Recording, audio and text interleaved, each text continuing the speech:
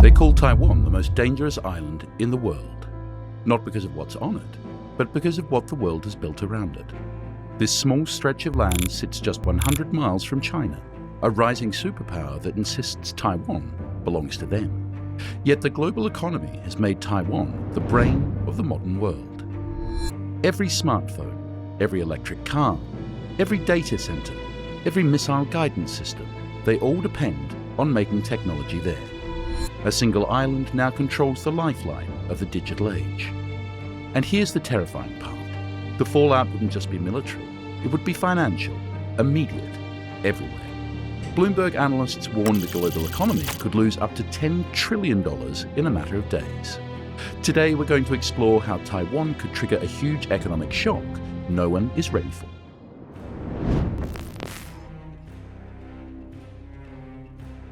To understand why Taiwan has become one of the most important places on the planet, we have to look at something much smaller than the island itself. Something smaller than a grain of sand. The semiconductor chip. These tiny slices of silicon are the brains inside every piece of modern technology. Without them, the digital economy would face severe disruption. And Taiwan, this island of just 24 million people, happens to be the undisputed champion of chip manufacturing. If oil powered the 20th century, chips power the 21st. Think about your daily life. Your smartphone, your laptop, the car you drive, the ATMs you use, even hospital machines that save lives, all rely on semiconductors to function. A modern car contains about 1,500 chips, an electric vehicle almost 3,000. Chips are the backbone of AI, cloud computing, 5G networks, and advanced weapon systems. They guide missiles, run satellites, and secure financial transactions. Simply, they are the foundations of the global economy. Now imagine if one company supplied almost all of the world's most advanced chips, because that's exactly the situation we're in today. Taiwan produces roughly 60% of the global semiconductor supply, and an astonishing 93% of the most advanced chips, the ones small enough and powerful enough to run artificial intelligence. Analysts describe Taiwan as the brain of the global economy, but here's where it gets uncomfortable. The United States, home of Apple, Microsoft, Google, and the so-called tech revolution, produces 0% of the most advanced chips used in AI. Zero.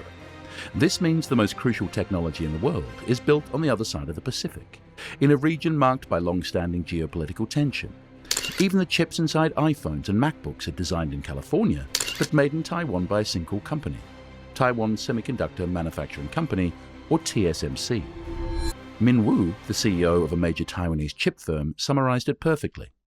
Without Taiwan, the digital age stops. It's an exaggeration, of course, but it reflects how essential Taiwan's role is. If these factories shut down, even briefly, supply chains freeze. Automobile production halts. Banks face interruptions to digital security systems. Tech stocks crash. Militaries struggle to replace critical components. In an economy wired for efficiency, even a small disruption could send shockwaves across the global economy. Economists estimate that losing access to Taiwanese semiconductor manufacturing could set the world back 20 years in technology. Yes, 20 years. Do you remember the year 2000? Imagine returning to slow computers, basic cell phones, and no AI at all. The modern world relies on an implicit assumption that Taiwan will remain secure and stable enough to keep producing the chips the global economy depends on. But Taiwan is located just 100 miles from China, a superpower that claims the island as its own territory. This is what experts call the Silicon Shield, the idea that Taiwan's semiconductor leadership creates powerful incentives for global stability and international support. But what happens if that shield cracks? What happens if Taiwan can't deliver the technology that keeps the global economy running?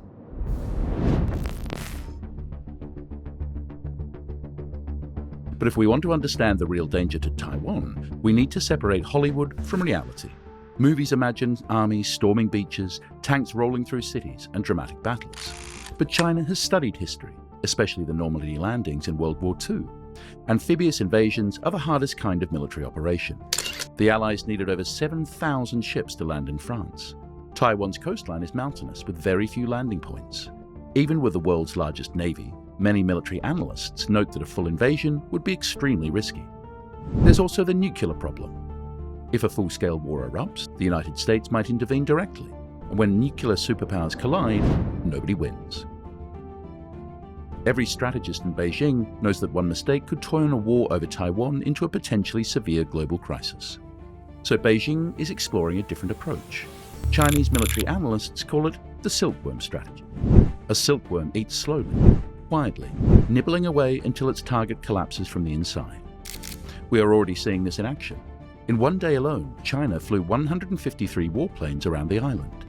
Not enough to start a war, but enough to stress Taiwan's defenses, exhaust pilots, and make the world nervous. These drills repeat constantly.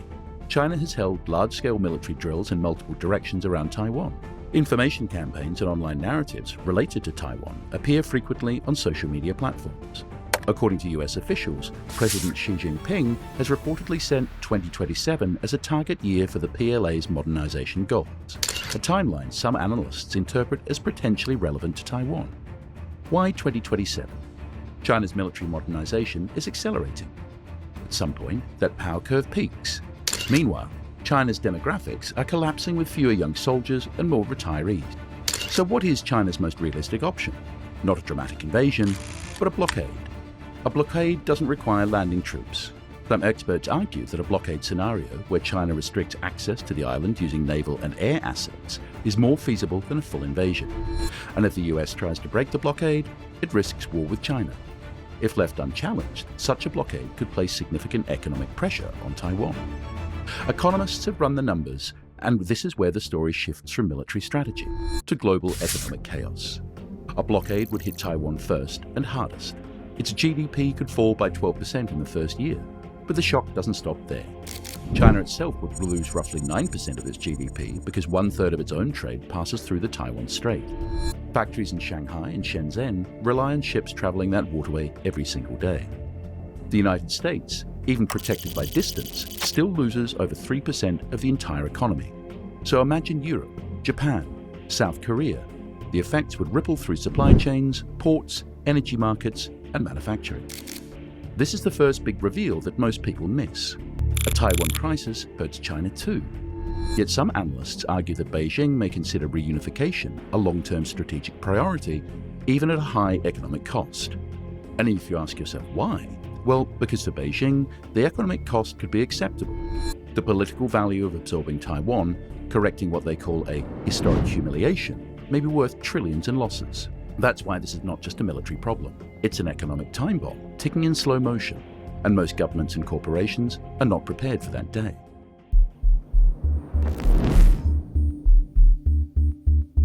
Now imagine the global economy as a giant body.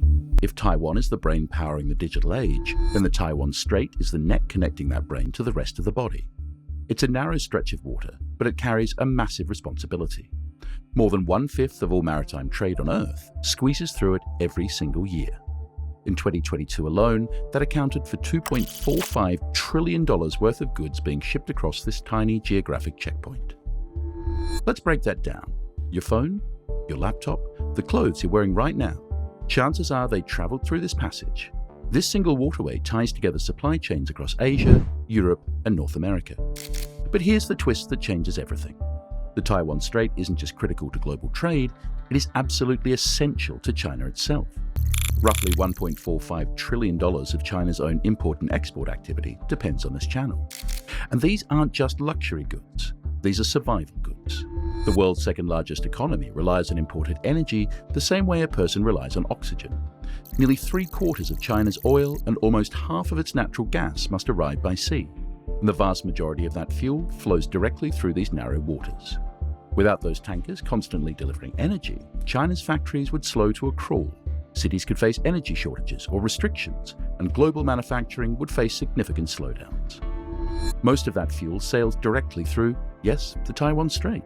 Analysts note that any attempt to restrict access to the strait, for example, through a blockade scenario, would also significantly impact China's own economy.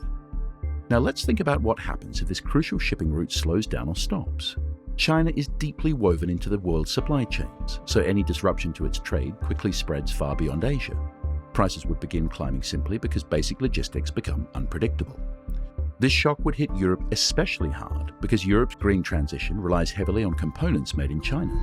Solar panels that power homes and specialized magnets used in electric car motors are overwhelmingly imported from Chinese manufacturers. Without those parts arriving on time, solar farm construction slows down, and electric vehicle production lines could stall. That delays climate change goals, increasing costs, pressures on households and industries already struggling with high living expenses. Higher input costs for clean energy and transportation ripple through the entire economy. Energy bills rise, public transport upgrades fall behind schedule. Manufacturers hesitate to invest or hire because they cannot predict future supply or demand. Economists have a name for this dangerous situation: stagflation. When prices keep rising while economic growth weakens, it's one of the hardest economic challenges to fix once it sets in. To put this into perspective, remember the Suez Canal incident in 2021. A single ship stuck for just 6 days caused billions in losses, delayed major shipments, and became headline news worldwide. That was just a tiny bottleneck compared to what could happen in the Taiwan Strait. Now imagine a disruption not lasting days, but potentially months, affecting not just discretionary goods, but critical industrial inputs, energy supplies, and technology infrastructure. Economists consistently warn that even a short crisis in the Strait would push markets into global downturn. If it drags on longer, the consequences intensify. Businesses struggle to operate, inflation rises sharply, and global output drops. That kind of shock is large enough to reshape economic priorities and force governments into emergency policy responses.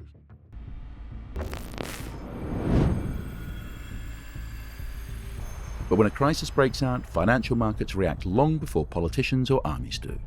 The moment news spreads that trade in the Taiwan Strait is threatened, even before a single factory shuts down, the world's biggest investors would act instantly. Hedge funds and major banks use algorithms tuned to detect geopolitical risk, and within minutes, they would begin selling stocks across Asia to avoid being the last ones holding assets that could crash in value. Technology stocks would be hit the hardest because they rely heavily on Taiwan's chips. Think of companies like Apple, Nvidia, Tesla. Their value is based on future production, which suddenly becomes uncertain. Analysts estimate that US markets would quickly follow Asia into panic. Major indices like the Nasdaq could fall around 10%, while the S&P 500 might drop roughly 7% in just a few days. To put that into perspective, these are the kinds of crashes associated with the start of a global recession. Meanwhile, the assets that investors run to for safety, like gold, would surge rapidly. During the 2008 financial crisis, gold experienced one of its biggest one-day jumps ever. A Taiwan crisis could potentially surpass that record easily, because this time investors would be reacting to uncertainty surrounding the global technology supply chain. We would also see the US dollar strengthen significantly. In uncertain times, global investors want their money in the safest places possible, and right now that still means the US currency. This sounds good for America at first, but a stronger dollar makes it much harder for other countries to repay debts that are denominated in dollars.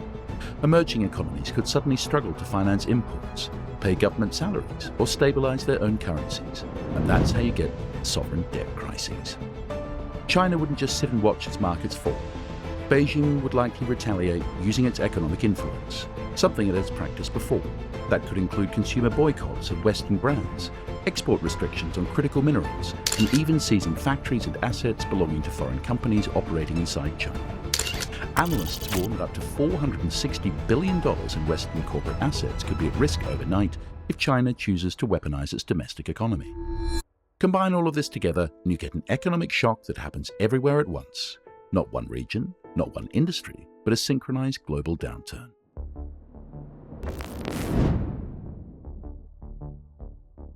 And the concerning part? This isn't just a hypothetical chain reaction. It reflects how the modern economy is structured with very little margin for disruption. For decades, companies optimized supply chains to be as efficient and cheap as possible. It's the system that made products cheaper, but also made the global economy incredibly fragile.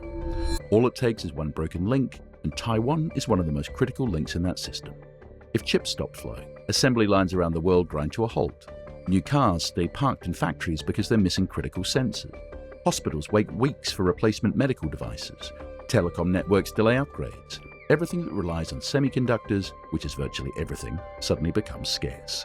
And scarcity means prices climb fast. Picture a smartphone going from $900 to $1,600 overnight.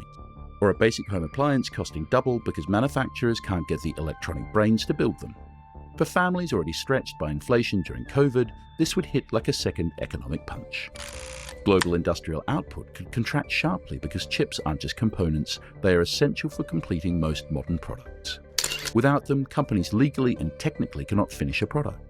Factories would furlough workers, shipping volumes plunge, economic growth turns negative. So here is when the biggest warning comes from analysts. Shutting down Taiwan's advanced semiconductor industry could cost the global economy over $1 trillion every single year just from the chip shortage alone. Now imagine that lasting multiple years while nations scramble to build their own semiconductor factories. The United States, Europe and Japan are racing to become self-sufficient, but experts say real independence is at least a decade away. These new fabs cost tens of billions each, requiring the rarest tools in the world and need thousands of highly trained engineers. You can't just build another Taiwan the way you build another warehouse. Under pressure, countries might begin hoarding what chips remain, banning exports, prioritizing their own militaries and hospitals first. International cooperation could weaken and trust between nations could erode. This is where the risk becomes global and systemic. The vulnerabilities of just-in-time globalization leave supply chains exposed to short-term pressures. Politicians look only to the next election. CEOs look only to the next quarter's profits. Nobody prepares supply chains for a crisis because preparation costs money and risks can appear minimal until a disruption exposes their full cost. This is how a Taiwan conflict, even without a single missile striking a chip factory, turns into a $10 trillion economic shock. Not because the world doesn't have enough wealth, but because the world has no resilience.